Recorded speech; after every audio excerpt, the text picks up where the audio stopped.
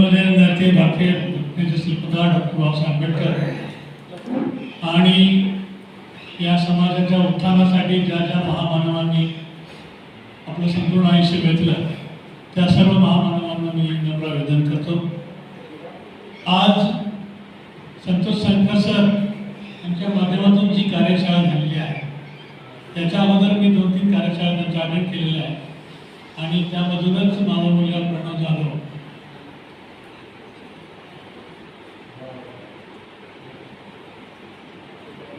त्याच्यातून निर्माण झालेला आहे। संतोष सरांची समाजाविषयी जी तळमळ आहे ती तळमळ त्यांना बसू देत नाही।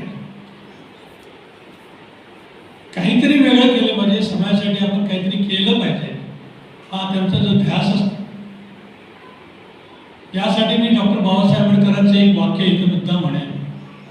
ते वाक्य असं आहे की ज्या समाजामध्ये आपला जन्म झाला त्या समाजाचा उद्धार करणं हे आपलं कर्तव्य आहे, हे ज्याला समजतं ते धन्य होतं। त्या पद्धतीनं संतोष संकर सर अत्यंत तळमळीने काम करत असतात।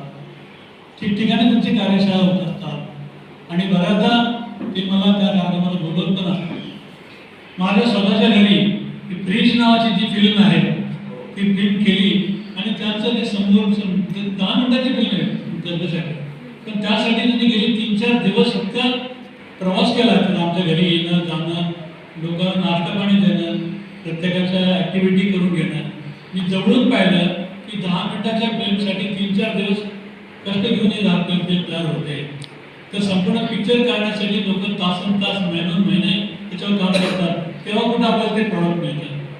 पण इतर फिल्म आता मगाशी कुठेतरी त्यांचं मनोगत व्यक्त केलं की फिल्म पाहणं नुसतं फिल्म पाहण्यात असे काही आपल्याला मला मिळून जातं, परंतु त्याचा मतितार्थ काय आहे तो समजणं अत्यंत गरजेचं असतं।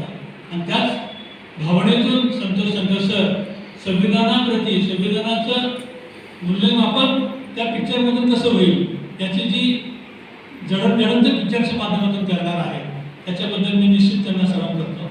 आणि या कार्यशाळेमध्ये ज्या ज्या विद्यार्थ्यांनी भाग घेतलेला आहे त्यांच्या बोलण्यातून मला जाणवलं की त्यांना खरंच ते मनापासून आवडलेलं आहे।